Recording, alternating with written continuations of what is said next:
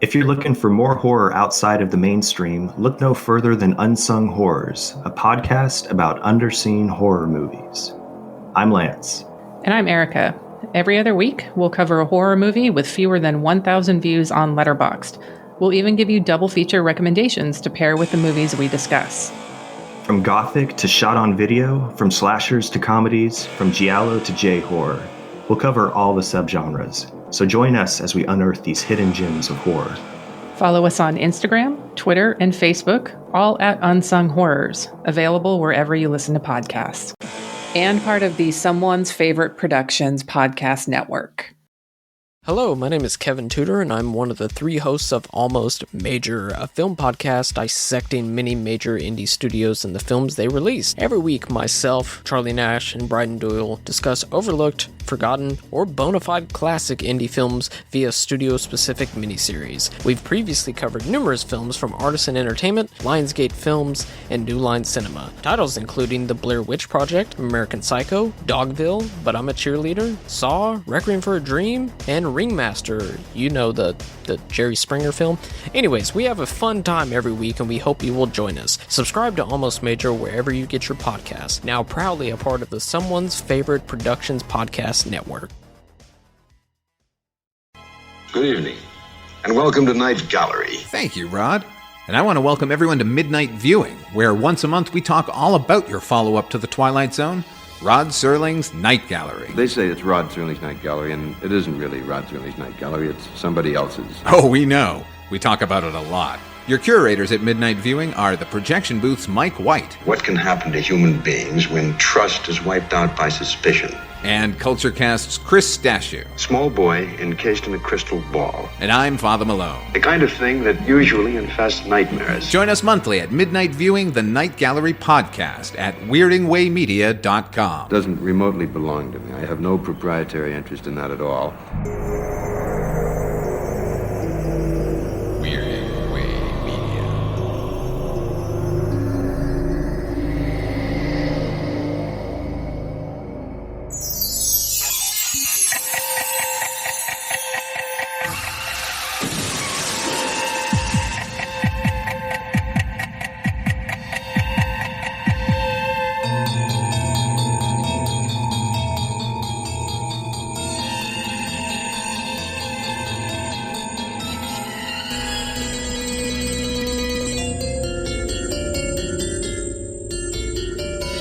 Hello there, I'm Chris Stashew. And I'm Mike White. And this is Father Malone. And we're the hosts of Dreams for Sale, a Twilight Zone 1985 podcast. Not to be confused with the Twilight Zone 2019, because, let's be honest at this point, are we confusing that with anything good? On this episode of Dreams for Sale, we are going to be talking about three segments from the 8th episode of Twilight Zone 1985, the 8th episode of the first season.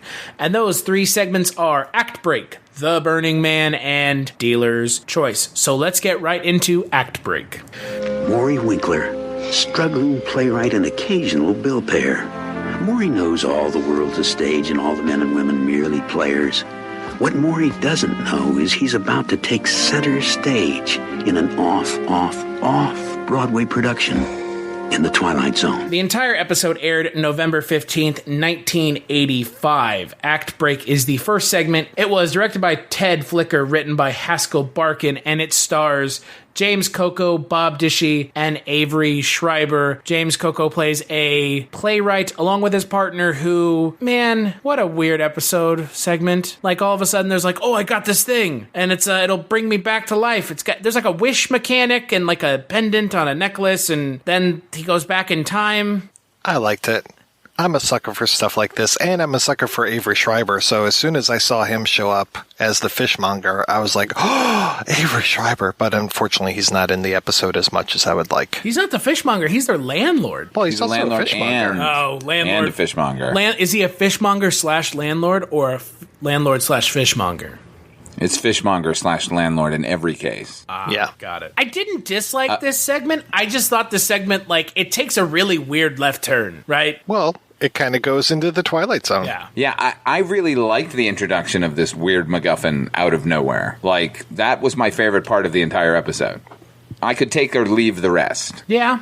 Yeah, I mean the whole thing with the pendant is a little jarring. All of a sudden, Bob Dishy's like, "I've got this pendant I got, and I need you to wish me back to life." And James Coco's like, "I want to be the best playwright ever." And it's like, okay, he wants to work with the best playwright He could ever. have the best playwright ever as his partner. Yeah, which is weird, considering he can make a wish on anything and not just say, "I want to be the greatest playwright of all time."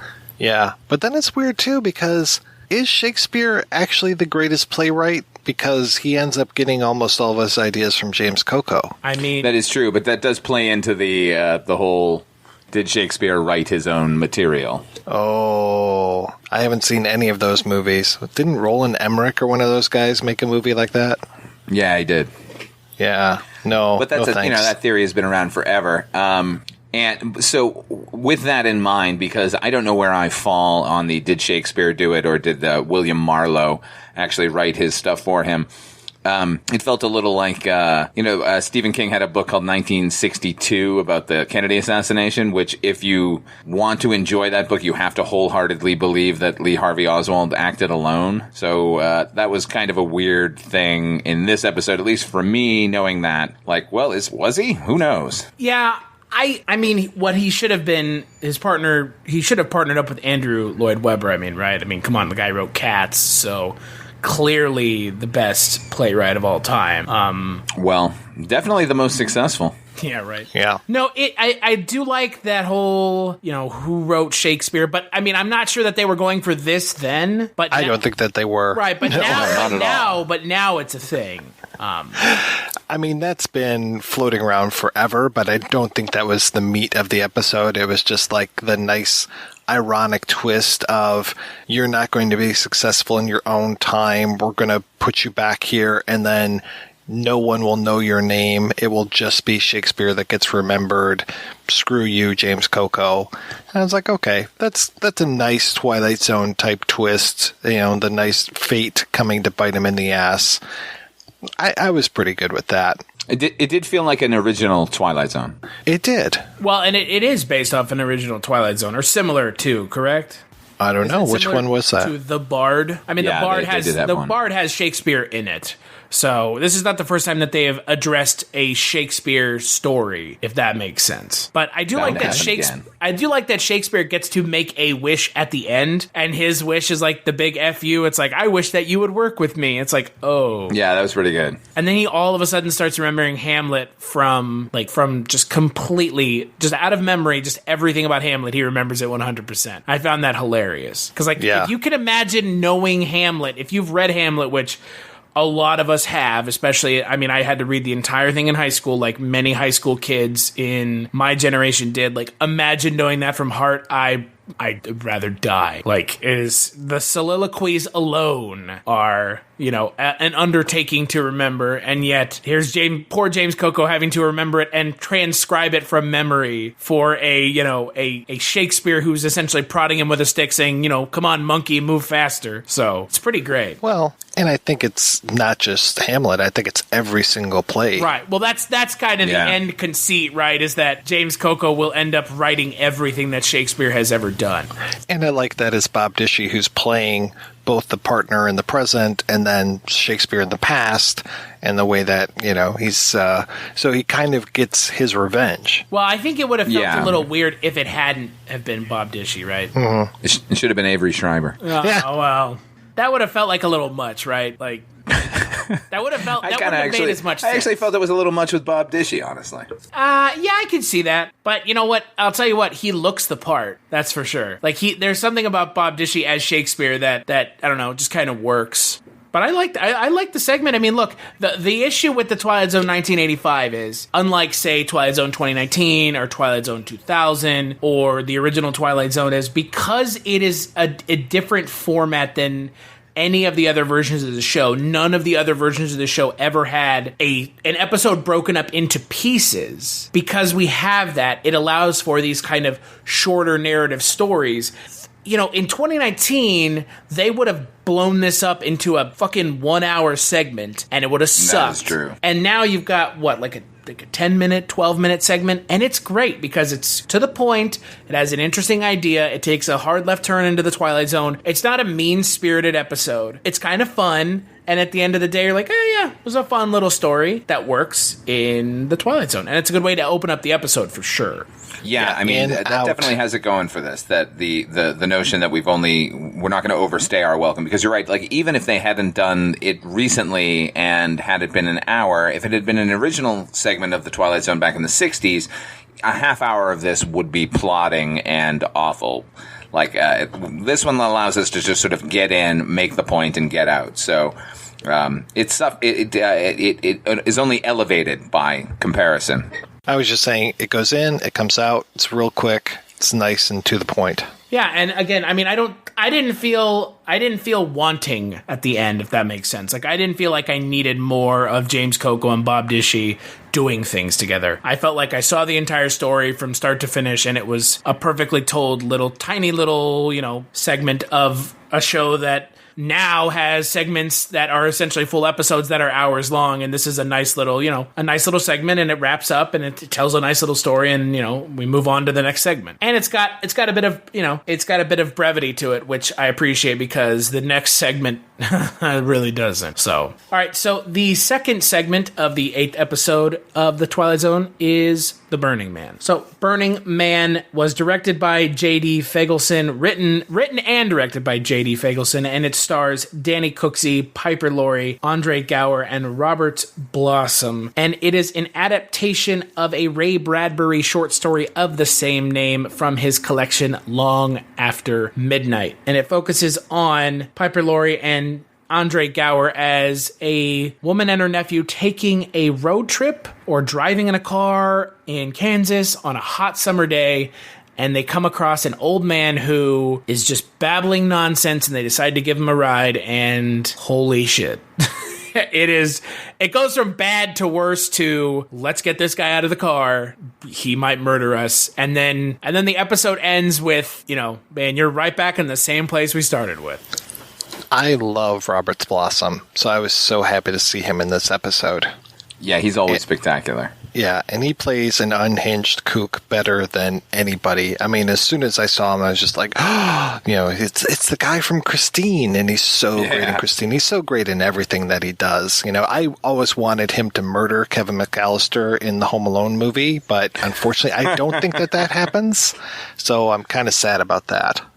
Yeah, he's always spectacular. Yeah, nobody plays an unhinged individual better than him. He's got the look, he's got the demeanor. He's so unusual that he only elevates this particular episode. And I'm not saying it's a bad episode. I actually liked it, but it's better for having him in it. Well, and they managed to tell in this story something so similar to like a Benjamin Button. But it was just like, okay, we're in and we're out one day. A guy gets born old and goes to a young man and then maybe disappears, maybe commits an evil deed. I don't know. I like that it gives me questions, that it just kind of leaves me wanting a little bit more. It doesn't just beat me over the head with it. That we break away from that character and go do something else, go do a picnic, and then come back to him later, and then he's played by that creepy kid Sam from Different Strokes, and I think he showed up in Terminator 2. It's just like, yeah. Okay, that kid is super fucking creepy as well. So he's perfectly matched with Robert Blossom. Yeah, a lot of questions at the end of this episode, but none that felt like you were cheated in any way. Like it left me wanting more, as opposed to me going, "What the fuck just happened?" Which I think is the hallmark of anything by Ray Bradbury. Anyway, it's so hard to adapt Ray Bradbury, but this was a nice. Illustrated man, if you will, of what he was capable of as a writer.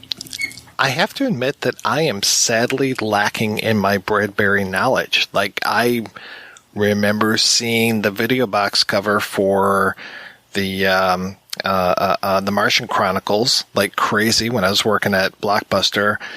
Other than watching Fahrenheit 451, I don't think I've seen much of his stuff. Well, I would say everybody knows Fahrenheit 451 because I think that has ended up becoming what ostensibly his most famous piece of like literature that is kind of widely referenced and read. I mean, I had to read it in high school, and it's not my favorite thing that he's written, but I think it's the easiest to digest. Well, I mean, yeah, it's, definitely the most sort of forward thinking of his speculative fiction.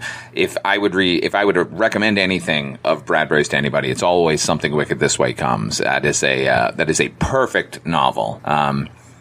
Just gorgeous. That film, which he wrote the script for, is not great, except it has a central performance by Jonathan Pryce as Mr. Dark, which is just beyond belief how good he is in that. Jason Robards is actually really good in that too. But the movie itself is not worth recommending. The novel, on the other hand, is a piece of beauty, just a real work of art. I think it's the best thing he's ever done, but, who knows? I forgot that he also did A Sound of Thunder, which was a fantastic Simpsons Treehouse of Horror and a horrible, horrible feature-length film. I'm honestly surprised that you even brought up the movie, because that movie is... Ben Kingsley was in it for one reason and one reason alone, and that was because he got a paycheck for it. That whole thing was just so bad. Yeah. Oh, my God. Oh, really bad. That movie is an absolute, like, one of the worst movies I've ever seen. It's just such a bizarre movie. But this episode is good. This segment is good, right? I mean, it's interesting. It's got a, like you said, Father Malone. It's got a thing at the end that is, I don't know how to explain it. It's just kind of like, and then this happens. The end. Yeah, but a complete like, wait, what happened? But again, like not a what happened. This was stupid kind of a reaction. A genuine curiosity to know what happened and to fill in the blanks yourself, which is rare, particularly in a visual medium that they'll allow you to sort of spin off in your own imagination. So I like this episode a great deal. Yeah, and that's kind of also rare for something like Twilight Zone, which normally has a pretty, like, definitive ending, the episodes do, right? I mean, the ending's pretty clear, like, okay, act break, he's going to be stuck there writing for Shakespeare or, Teacher's Aid or Paladin of the Lost Hour. Like, they all have, like, a pretty definitive ending. And then you get something like this, which is rather open-ended in a way that was better than I was expecting, because like I said, I didn't know what to expect walking into this segment. And, it's short, it's to the point, and again, if it were an hour long, I think we'd have problems, but it's not, and it's 10 minutes, and 10 minutes is more than enough to tell an interesting story. And, like you said, Mike White, it's, Robert Blossom puts in an absolutely amazing performance as a total unhinged lunatic, and that's the best part of the episode. And then you've got that really, like, sinister ending that leaves the door open, and you're just like, oh God, like, ooh, they're in for it. And they turn around and it pulls out from the car, and you're just like, well, they're probably dead, or God knows what. But it's just, it's such a fun ending to the episode that I really enjoyed it. I really enjoyed this little segment to the episode. Dead or worse. Yeah. Yeah. And it should be noted that the aunt and the nephew, the lake that they're going to frolic in for the day is the same lake from the episode of Dreams for Sale. Oh, very nice. Same location. Maybe this is taking place in Dreams for Sale. I think every episode of this show ought to film at that location because it pays off. Well, and also when you look at this episode, the way that it's shot is so well done, and it evokes the time and place really well, I feel like. And because I know it certainly does. We've had problems with some of the episodes of the show, like feeling like a quote unquote set, and this does not feel like a set. This feels very much time and place. And again, it's nice that it's like a little mini period piece as well. So much worthier than a lot of the episodes we've been watching recently. So, I wasn't the biggest fan of Act Break, but I thought it was a nice little trifle. I think this was fantastic. I think this episode overall is probably one of the better ones we've got to experience so far. And on that note, let's talk about the final segment of the episode, Dealer's Choice. There's an old saying, oft told but seldom heeded. Never deal with the devil.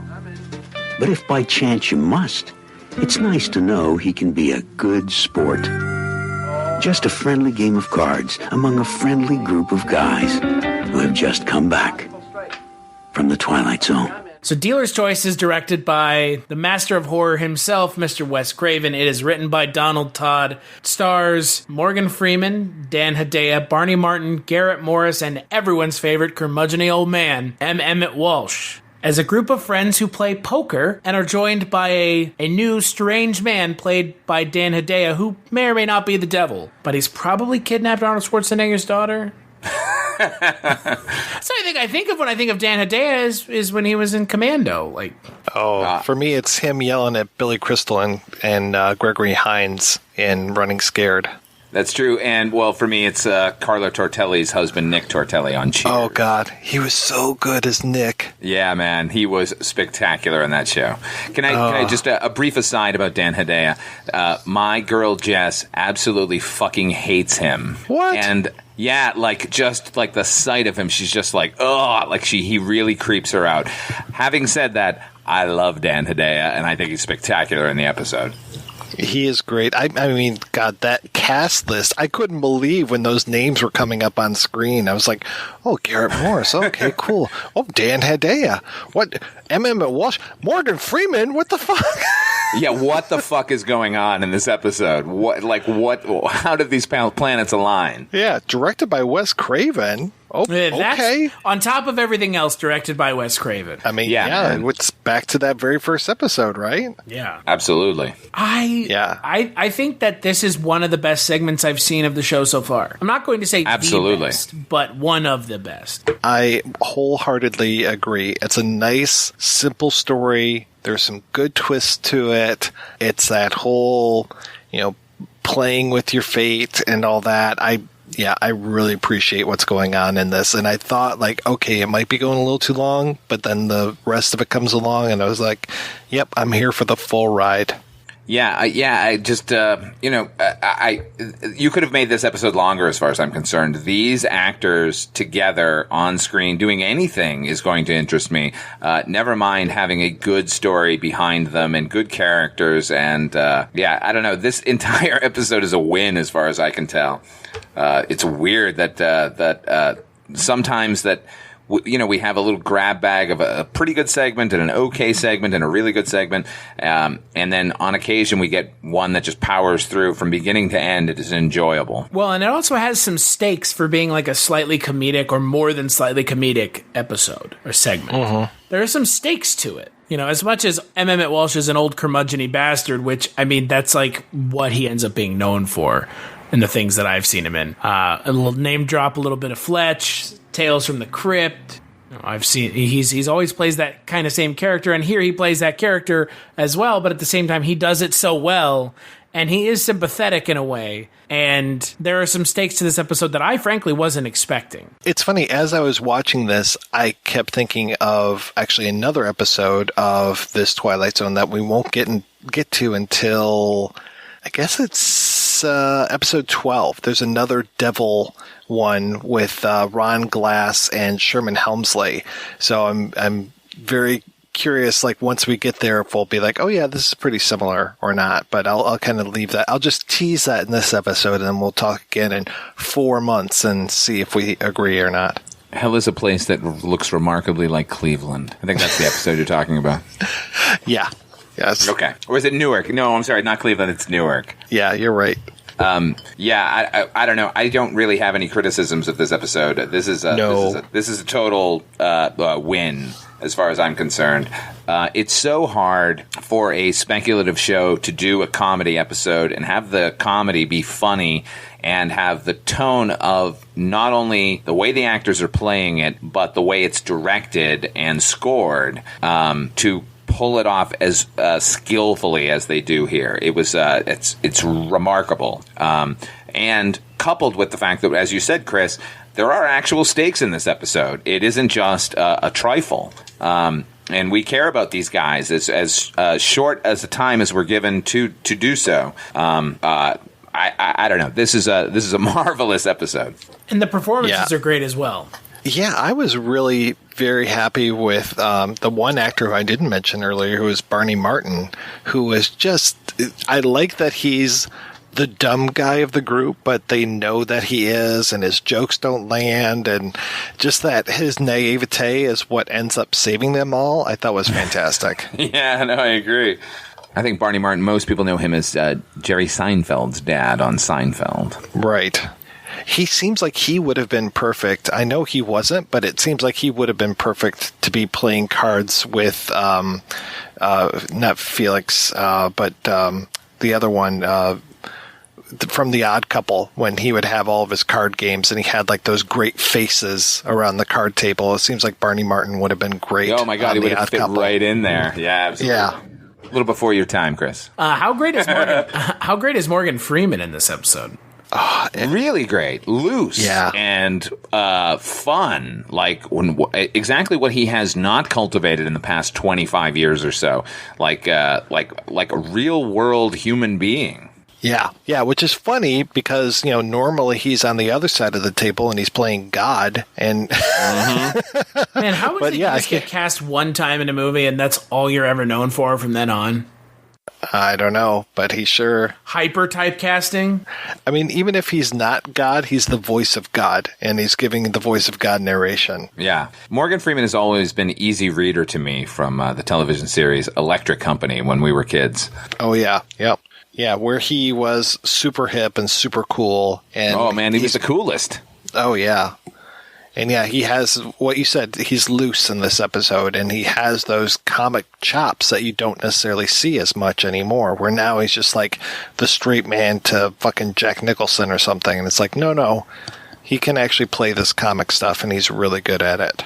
Yeah, it makes me wish that he had done more comedy because he's really good. And then speaking of comedy, Garrett Morris, who... Oh, I know, man. Always welcome to see Garrett Morris. Yeah, I completely agree. He is so underutilized across his career. I don't know why he is not more popular than he is. Yeah, I don't get it either, man. Like, he got kind of shuffled to one side back on the SNL days, but that's just because he was surrounded by a team of powerhouses. But he really held his own.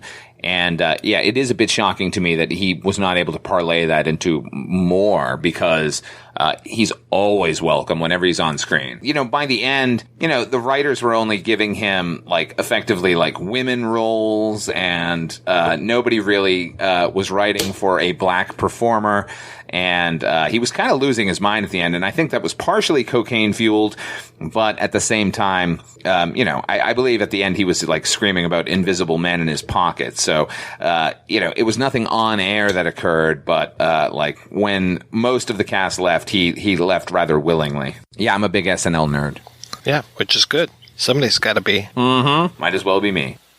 I like this segment a lot more than, like we said, a lot more than most things we've seen. And it is the flow of these three is so good that... Yeah, kudos to whoever put this particular bunch together. We're obviously eventually going to get to this interview we did with Rock O'Bannon, but he said they were constantly sort of swapping in what could work and what could not work. In this case, kudos whoever put these three segments together. You did a great job. Yeah, this was finally, again, I'm trying to remember the last really solid one that we talked about. Maybe episode 2? And so, yeah, it's been 1, 2, 3, 4, 5 months of just kind of meh. So this one really was just a great palate cleanser. And I hope that from here we get some better episodes. Well, Shadow Man's coming in 2 more months. Shadow Man is coming. God, I'm so excited. Me too. Wong's Lost and Found Emporium is next month. Yeah, man. Yeah, because the next episode is split into 2 parts. Dead Woman's Shoes and Wong's Lost and Found Emporium. And with Dead Woman's Shoes, I think that's a remake of an old Charles Beaumont written episode. It sure is. It is. Now with Helen Mirren. So now I'll have to go back and watch the original. And Jeffrey Tambor. Oh, everyone's favorite. didn't I just see him as a really disgustingly fat person? Oh, that's a different show. Did. That is a different show. And speaking of that different show, where can people find you when you're not on Dreams for Sale, Father Malone? You can always find me on my YouTube channel, Odd5 Films, and check out my show You've Never Seen. You can also hear me on another podcast called Chronicles from the Crypt about the HBO television series Tales from the Crypt. And evidently I'm kind of a permanent guest host on the Culture Cast, I think. Yes, you and Mike White. Oh my God. What a trio we are. Speaking of Mike White, where can people find you, Mike White, when you are not on Dreams for Sale? When I'm not on Dreams for Sale, I am talking about Kolchak with you, Chris, over at the Kolchak Tapes, which is a monthly podcast looking at The Night Stalker, old and new. And, well, newish, 2005. Jesus Christ, I'm so old.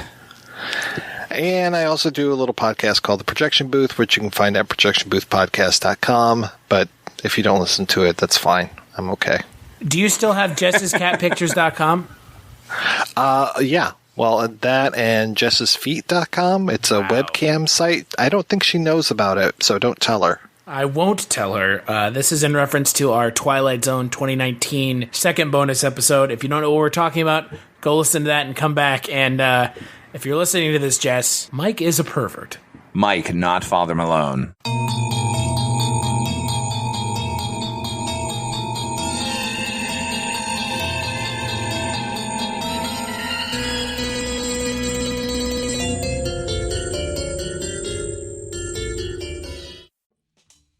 Do you love movies? So do I.